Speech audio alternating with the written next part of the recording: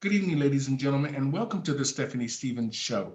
Today on my show, I'm going to be talking to a young immigrant, um, Eva Simone. Um, I'm going to let her tell her story, but today we are going to be talking about immigration, advocacy, and her challenges of coming to Canada. Um, Looking for a better opportunity and a better understanding, and just a place that she thinks um, has an opportunity for her to just be herself and a place to call home. And I asked her because, in this pandemic time, we're having such issues with um, so many of the marginalized programs. And so I asked her to come on my show so she could just explain it to us in a more understandable way of coming from a person who looked at Canada as a place to call home. So, how are you today, Eva? I am well. Thank you, Stephanie, for having me. And any contribution that I can give is meaningful to me because we still have to acknowledge how folks, folks that do not subscribe to the conventions of male-female binaries, Mm-hmm. outside of that, are still marginalized even within communities. So thank you for this opportunity, and I hope that we can use this platform as a way of having that conversation. Okay. So, like I said, I want to thank everybody for tuning in to Pronoun TV, the Stephanie Stevens Show. Today, we're just going to educate and inspire others about certain things, about issues that concern us as the LGBT Two Spirit pronoun community. So the reason I asked Eva on is because I think that she can give us a clear understanding of where she is within this group and the fact that we need to keep having these conversations because our voices aren't being heard, because nobody ever addresses the fact of the government, immigration, racism within immigration, and the people that are making the decisions about marginalized people's lives that might not be sometimes on the up and up.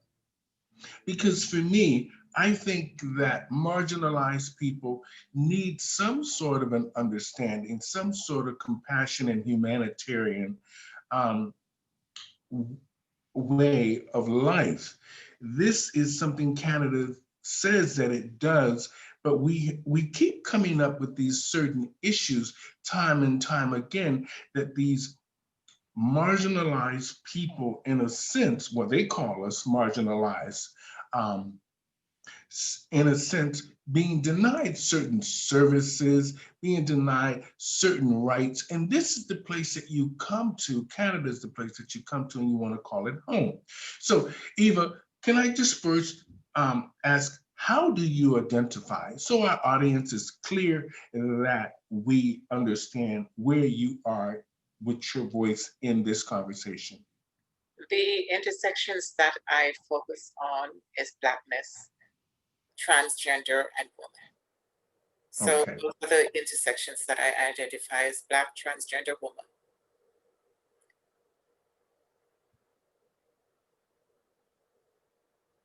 Mm-hmm. And did you want me to expound on that? Did you want me to talk more on that? No, no, no, not just yet. I just wanted to understand how you identify first. Now, let's go back. Where are you actually from? I'm from the island of Jamaica. Okay. I came here from the island of Jamaica. Now, I had a conversation with Chadwick Chung about, he's from the island of Jamaica as well. And we had a great conversation about Gully Queens, Mm-hmm. about the Gully Queens in Jamaica. Um, so, but Now, how long have you been in Canada? When did you come to Canada? I've been in Canada for over a decade. I came here in 2008, and I came here identifying as boy, Mm-hmm. boy, man, because that came from a space. There's history and there's layers to why I identified as such, even though I've always known that I've not seen myself in maleness or boyness or manliness. I tried, but that that was not all the all the kind of socialization around being man boy did not Mm-hmm. resonate with me. So I came here from Jamaica, not having the language to say, "Hey, I, this is who I am." Okay. Now, what were the I mean, when you came to Canada, did you come as a refugee or did you just come as an independent or you just came as a work visa student?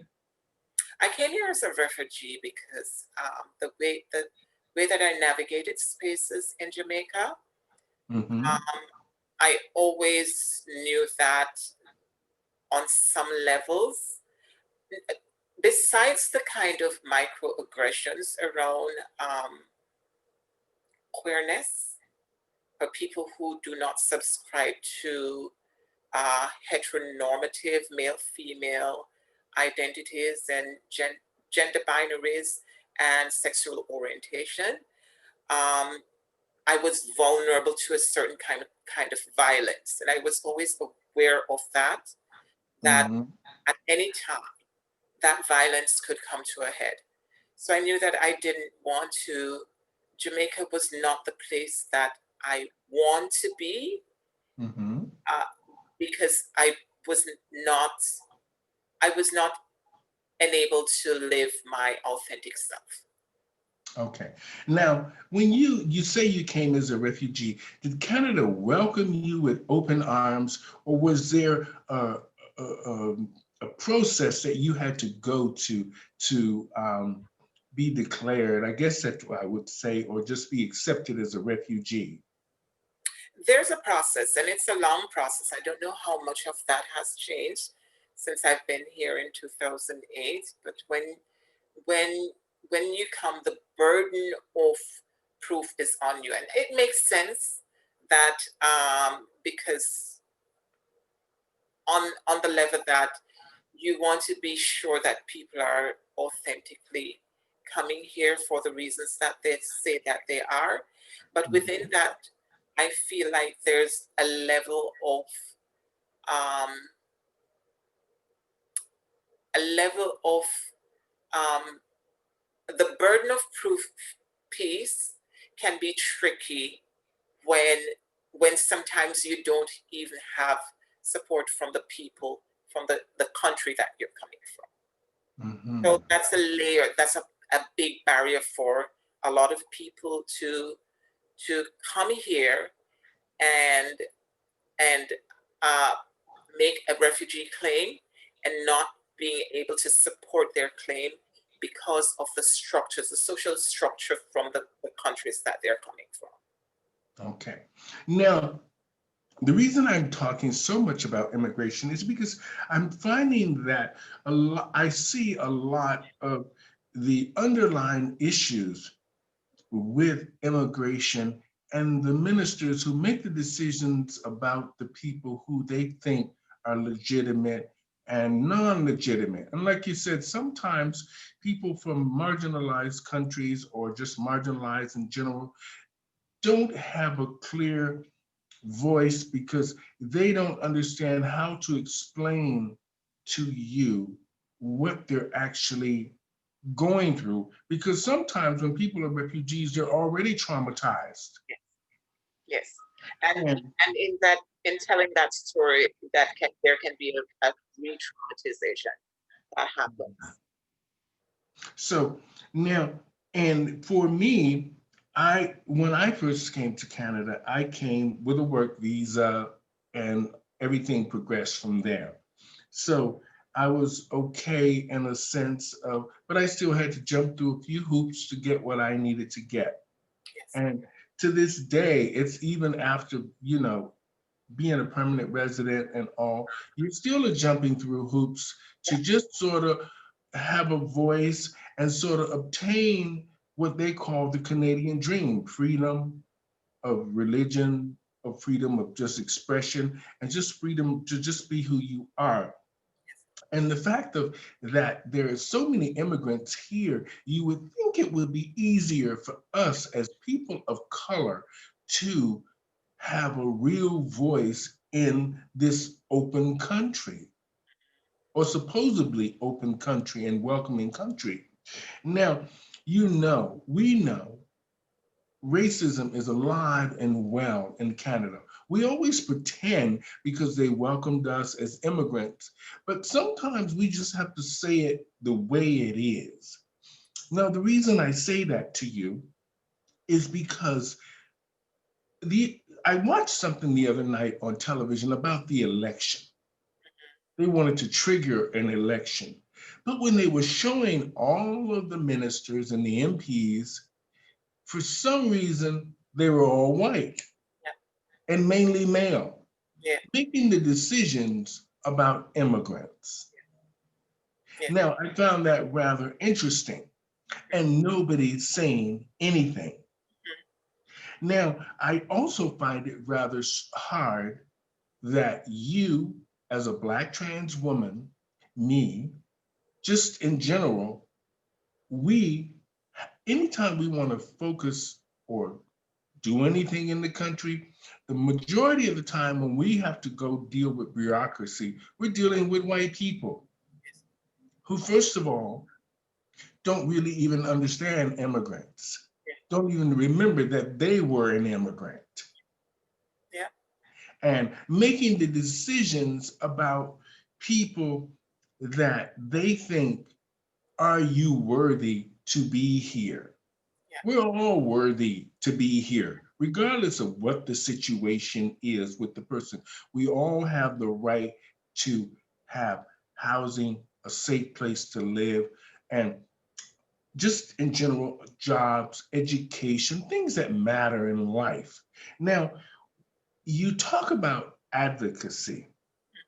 Now, coming from Jamaica and coming from the struggles and as a refugee, what are you doing to help other refugees? So my advocacy is more around gender inclusion. My focus is more around gender inclusion and gender diversity, not so much the immigration process. And because I came here, I saw a community that is innovative, and I stand on the back of that community. And we all advocate from different perspectives. While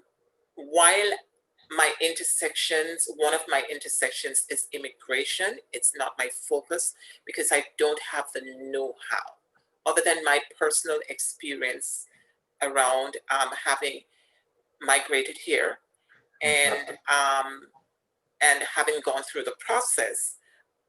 There is a lot of legalese that goes along with immigration as it's concerned. The things that I can talk about and have a little bit more knowledge about is around Blackness, because I've been Black from day one up till now. And having come here and immersed myself in living my truth, I'm learning and unlearning some things about who I am in this world and what I represent and how I experience myself from a position of gender identity. So, I'm with regards to immigration, I might not be the best person to speak on it outside of my personal experience. Okay. Now, I like the fact that you made that was very clear. And I love that because it made me understand exactly it answered the question exactly. And Thank you. And now, when you look at immigration in a sense, do you think immigration, I mean, just from your personal experience, let's say when you first met the first security guard or the first minister or the first judge, what was your first impression of you coming to Canada? That I'm at the mercy of someone and that I don't have autonomy, and that because I don't have, because of the power structures and the power dynamic of that person who has to validate my story, even though for me it's a real experience. Mhm. It's a real experience that in those moments of even getting an appointment with an immigration is re-traumatizing, because the idea that here you are in a country that is offering you some level of safety. Now you have to convince this other person that you need to be protected. And that is daunting. That in itself is a kind of pressure that no one should have to go through, for Mhm. the reason that your life is at stake. Okay. Now, because the reason I'm asking these sort of questions is because I find that these questions are what's missing in a lot of the conversations, the in-depth truth about coming to Canada or immigrating to any country. And Yes, there's a person, regardless if it's a judge or a minister or immigration officer, whoever's making the decision about your life and the value of your life. yes, Because the value of your life comes down to that story that you told. yes, And for you to constantly be fighting with someone through years of like you said, a long process is very concerning in a mhm, sense for mhm, you to tie this person's life up yes, for years because number one, you would think immigration, like you said, would be more compassionate yes, and understanding and welcoming, but yet they say we're understanding and welcoming, but yet there's a roadblock because the first thing they say is we don't believe you. yes, Because we've been to Jamaica, we've had parties in Jamaica, we danced in Jamaica. We don't see violence on TV from Jamaica and the trans community. We don't see violence on TV for this and that. We have friends that live in Jamaica and all these kind of things. Now, and they try to make a rash decision from that. Which I think, and I think sometimes you need people in that whenever anyone goes anywhere for anything, they need to have an understanding and they need to be able to deal with people that can relate to them, understand them, regardless yeah. of the situation they're coming from. Now, I wanted to talk to you about the Gully Queens in Jamaica. Did you ever see them there? Do you know any of the girls from there? No, the first time I came across that uh, that story, that video of what, it broke my heart. It broke Mhm. my heart because I didn't realize how entrenched um, the kind of transphobia is in Jamaica, even within from the position of LGBT community, the lateral violence. And just taking a look at that, I I had to acknowledge the place of privilege that I navigated Jamaica from, because I've never had a situation where I was living in a gully. Mhm. And that is quite telling of the kind of depravity that when people identify as trans are faced with. Bad enough, you might be ostracized from your community, from your family, but to be living literally with sore, that is depraved. And it broke my heart to see that. It broke my heart to see that even though they were forced to go underground, they didn't have a choice. It's their life or living underground. They were still facing oppression from the powers that be. And the pushback is that even underground, they would come and find them to oppress them. So that broke my heart. It broke my heart. Like, where do you go if you're a trans person? If even underground where the sewer is, you can't go. That is quite telling of the social construct. You know, it's really sad. Even from where I come from, the United States, people think it's all hunky-dory there and everything is good. With no health care for the trans community, with no real jobs offering to them because whether the way they look or because they don't understand them, even though they're in the land of equal opportunity and abundance, people in other countries see America as, oh, they have everything, this and that. And this is not necessarily true. A lot of the times, the trans community, and no matter where it's from, are very marginalized. They live below the poverty line, and they're doing a hustle every day, whether it's escorting or whether it's trying to do the drag shows or whatever they're trying to do to just make a living and fit in.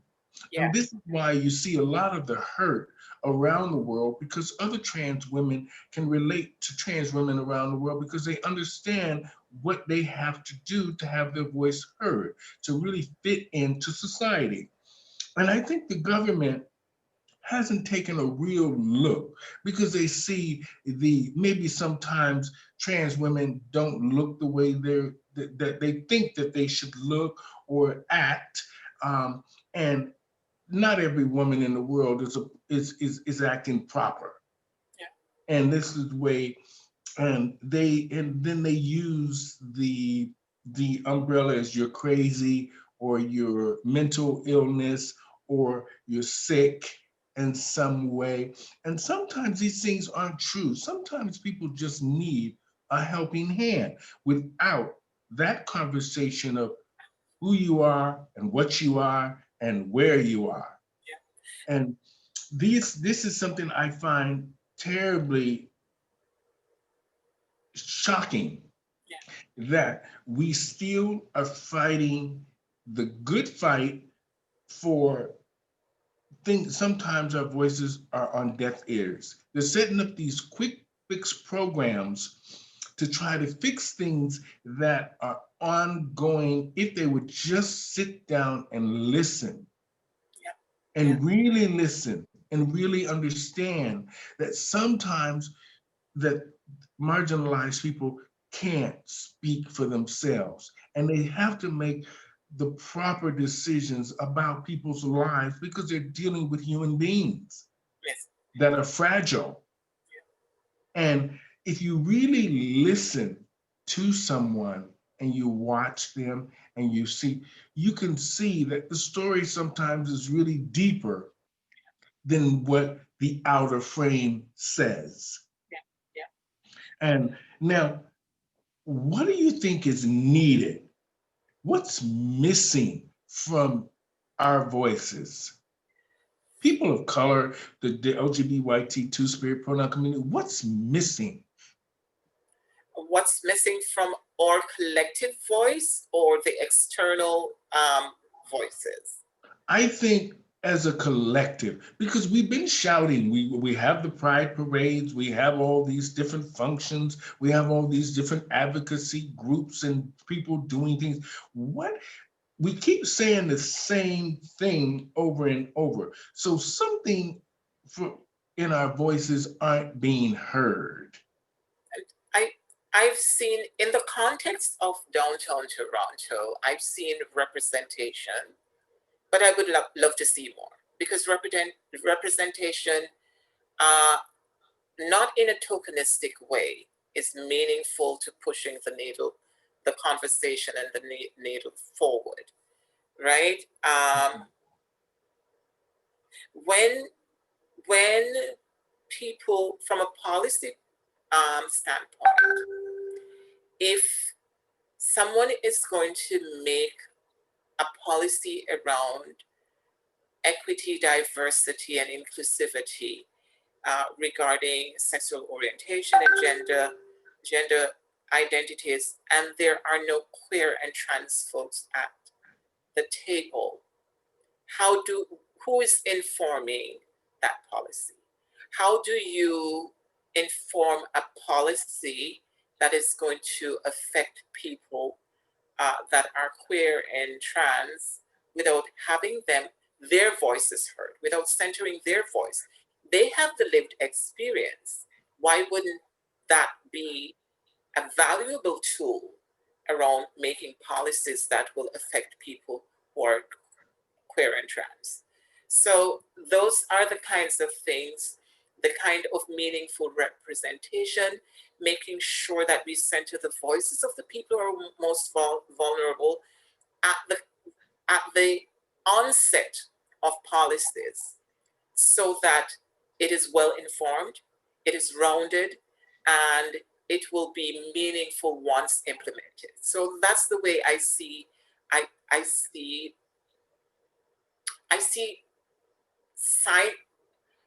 some of that happening in Toronto, but I would love more. I would love more because there's been an expansion from once upon a time it was LGBTQ, and then the T was added, and now we're learning that outside of the T there are these multiple not emerging, they've always been, but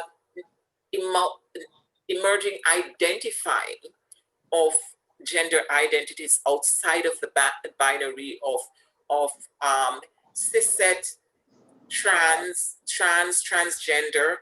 There is no non-binary, and I say now loosely because they've always been there. It's just that now there's been an evolution of identities, and from that perspective, I feel like internally as a community, we have to be open to embrace expansion so that in the conventional world outside of LGBTQ community, they could follow suit. If we're still questioning people who are identifying as non-binary or gender non-conforming, why wouldn't cishet heteronormative people question? And it is our inability to kind of sit down and say, okay, so life is not a static, it is always evolving. And with that evolution comes people understanding themselves from different perspective, and we should embrace that. I feel like the unwillingness to evolve from what the ideals that we have been conditioned to believe, that that's the end all and be all, is the main thing within community. That is, that lateral violence piece is the drawback with regards to sexual orientation and gender identity. Now, well said. You know, I like what you said at the beginning of it. We need visible representation. Visible. So when we're looking at people on a panel who are making the decisions about our lives, a lot of those people need to look like us. Yes. Or have had our experiences or lived our experiences, and understand that. Not somebody that's bureaucratic and just says, this is the law and this is the way it is. Because the law is interpreted the way we interpret it as human beings. Yes. Now, what I also found lacking is, like you said, the representation of, yes, we have LGBT lawyers, doctors, and politicians, but you very rarely see them speak up for the LGBTQ two-spirit pronoun community on a continuous basis, which always should be able to keep our voice in the media or at the forefront of news. What's happening now? And you don't see this so much in a big city like Toronto with a huge LGBT community. Now, I find that that is a problem.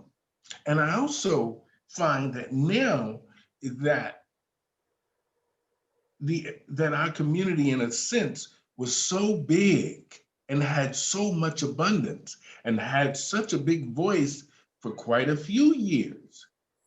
And now it's not even about the pandemic. Before the pandemic, we still had a real decline in the LGBT community as far as housing, equality, jobs. The village itself has destroyed itself with the non-policing thing. What do you think about that? Non-policing. Well, I'm I'm I'm of the opinion that if policing was happening from an equitable and just place, we would not be complaining about policing. There are people within our community who are over policed. And I look at the time when we had gay men missing due to a serial killer who remains unnamed. And people were talking about their missing peers, their missing friends, their missing chosen family. And it goes unheard. But when it came to policing our bodies from an oppressive way, the police would show up to do that. So on one hand, the police has a function in our community, which is fundamentally to serve and protect us all from a place of equity and inclusivity, rather than projecting homophobic, transphobic sentiments onto us when dealing with us. On one hand, that is what is supposed to happen. On the other hand, that's not necessarily what happens, because people bring their own personal biases around LGBTQ people and serve from that position with those biases. That is counterproductive. You can't be there to protect, but you're projecting biases on people. And instead of engaging them in meaningful way, instead of protecting them in meaningful ways, you alienate them. However, from the perspective of community, when we talk about things, if there's not a certain group of people who say something, it's not honored. So we have to find a way to from a policing perspective, to change the culture that it has, the organizational culture that it has had historically regarding LGBTQI bodies, but also delve deeper from the different intersections that LGBTQ people navigate life, because we're not a monolith. Some of us, when we navigate life, or gender identity is going to come up. Some of us, it's going to be our racial identity. Some of us, it is going to be our sexual orientation, and just understanding that it's not this monolithic thing, but it is a broader thing that we have to be able to address and identify accordingly. And that's the message I would have around policing. The culture of the organization has to change with regards to race, gender, sexual orientation, because there's still oppression being felt and not heard by the organization itself. Okay. Now, it's it in all fairness to the police, and as far as I'm, my sort of a little bit of a take on it, I do think that the police should have been in the Pride Parade in uniform or whatever form, because when we are like they say we are marginalized people, we need visible representation so we can see when something is going down, we can see someone visible that we know that can protect us and help us. Now, like you said, a lot of the times police maybe and the organization needs to change because of the abuse or because of the mentality of what they presume the LGBTQ spirit pronoun community to be and how we sometimes act and are. But their job is to protect us and serve no matter what the situation is. Now, I like the fact that you said that it needs to change at the ground roots of the organization. And, changing the old guard is very hard. It's exactly the same way within our community. Yes.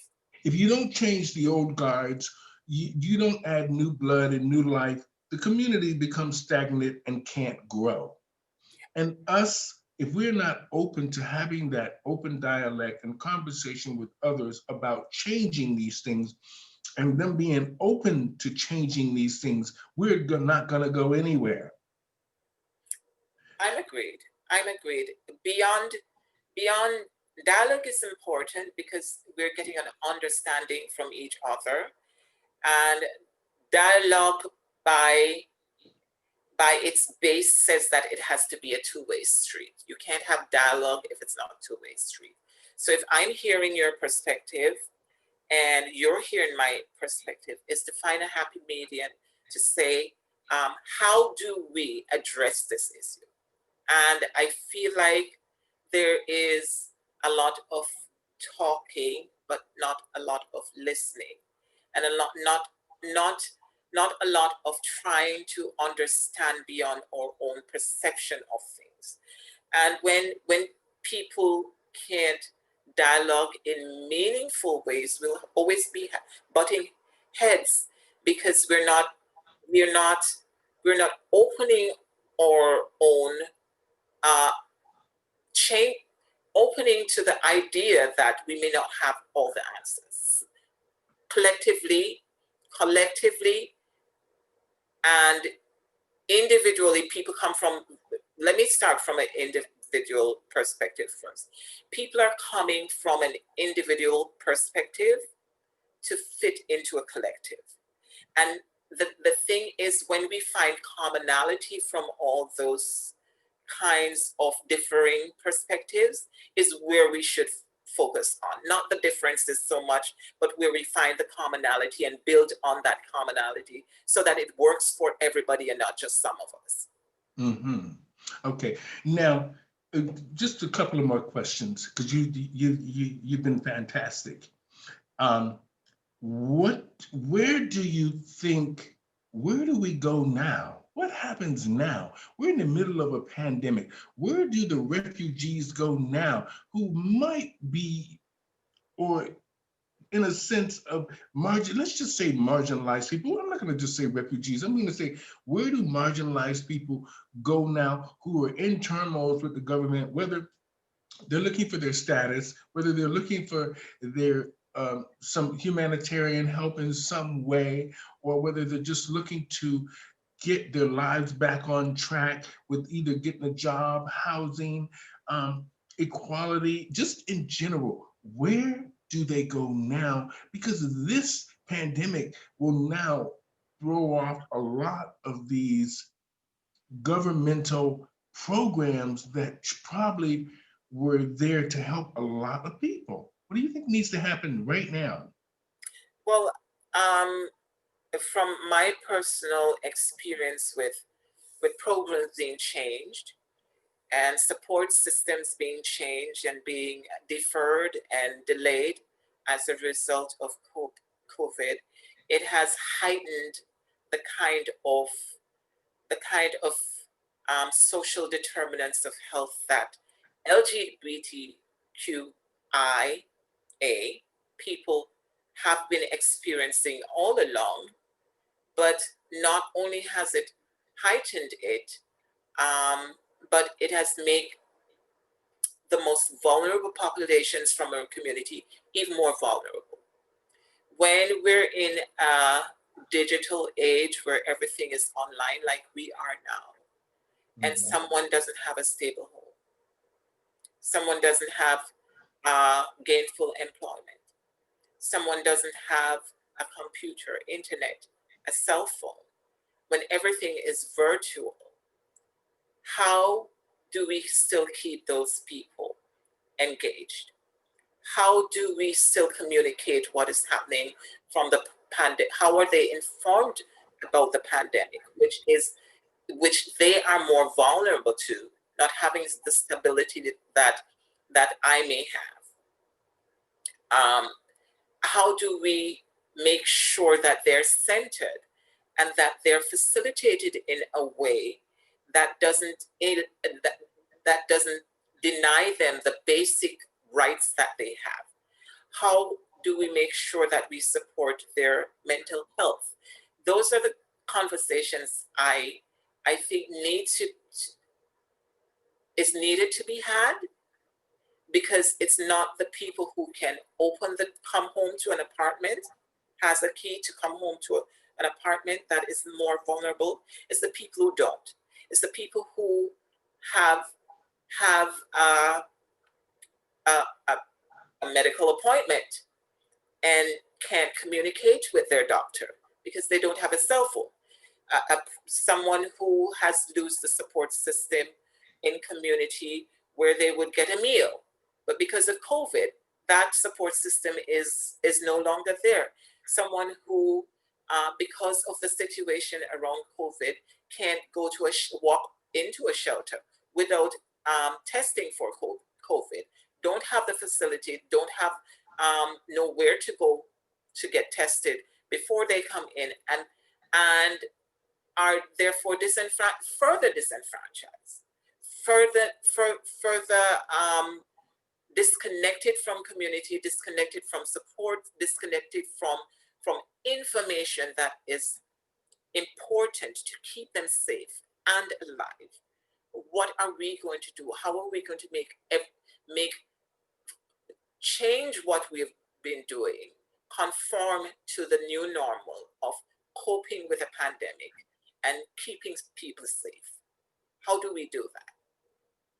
You know, you raise a lot of great questions, and I'm going to hashtag this on the immigration website and on the Canadian government's website so they can watch this show and understand that they're going to have to do a lot better by us. And we're going to have to do a lot better for ourselves, having a bigger voice and making sure that our voices are heard and that we keep up the good fight to make sure that you, them, us, we understand each other and we're being heard. Yeah. And instead of this year after year, month after month, prolonged, like you said earlier, sore that just constantly keeps festering and staying there and never healing, all because someone from either politically, government, or someone who makes the laws is sometimes just making quick decisions about people's lives and trying to just get them out of their office because they want them to just go away. Now, I really enjoyed talking to you, Eva. You made sense with a lot of things, and I think we covered a great ground of work here and things that we need to do. I would love to have you back again on a panel with a couple of the other trans women, because you brought up some things that I think that all of us could have a more open and viable conversation to where we can educate each other on the panel. um, a group of us as a panel can have a voice to sort of inspire each other and help each other and inform each other and in ways that can help our community in a whole. And I just want to say thank you for coming on the show today. It was great meeting you. I'm glad I got to meet you and talk to you after all these years of seeing you walk around and look beautiful. I now know that Eva Simone is fabulous. And I just want to say thank you again for coming on to the show. Um, I just want to just say this in closing, just a few words of encouragement for our community that is really, I'm sure you see it. I don't have to tell you. Just can you give us a few words to the community and to maybe the community leaders? What should be happening? So, firstly, I want to acknowledge that I stand on the back of people who came before me and have been doing the work long before I came here and are still doing the work. The Monica Foresters, the Yasmin Prashad, the Susan Gapka, the Stephanie Walry, and I could go on, but I stand on the backs of so many trans folks who have been doing the work and been in the trenches doing the work and have curated space for people like me to safely transition. And I want to acknowledge that. I don't want the Danny Aria, the 519, the Julie Rose. Those are powerful women who have been doing the work and continue to do the work even in a pandemic. So I want to acknowledge them for what they have done and laid the groundwork so that someone like me can be where I'm at right now. The or Ivana or Tegoza, I think. I hope I didn't botch her name. But I just that that is our home. The people who came before us should never be left out of the conversations that we have around these things, because besides having the lived experience, they also have the the um the actual know-how to move forward. They're seasoned in what they do. They laid the groundwork. So we need to honor that, but also utilize the kind of information and the education that they have around all of this so that it is well informed, so that the next trans person who transition can see the value in immersing themselves in community rather than transitioning on their own, knowing that we still have community, but be interested to invest in community because other people have invested in it so that we could be here. So that is the way forward. Making sure that people are carrying the torch when the people who came before us can no longer carry it. I feel Wonderful. that's the way forward. Wonderful. So in just I just want to say this to my audience. I just want to say thank you to Eva Simone for being on the show today, explaining to us how it felt to be an immigrant coming from Jamaica and finding her place and calling Canada her home, and advocacy of helping others and understanding that doors must be open and we must have an open dialogue and conversations to make sure that what they say we are as marginalized people, that we obtain the rights as Canadian citizens, permanent residents, landed immigrants, or whatever the situation may be that you are in Canada for, or anywhere around the world that you want to call home. Now, So thank you, Eva, so much for such a great conversation. We will talk again. You're fabulous, and you helped educate us and inspired us today. And I take my wig off to you. I'm Thank not you so taking much. mine off. 100%. I'm not taking mine off. So thank you so much for being on the show today. Thank you guys for tuning in to Pronoun TV and the Stephanie Stevens Show. Until next time, over and out, my friends. Thank you. Have a blessed week, everybody. Thank you too. Have a great weekend. Thank you.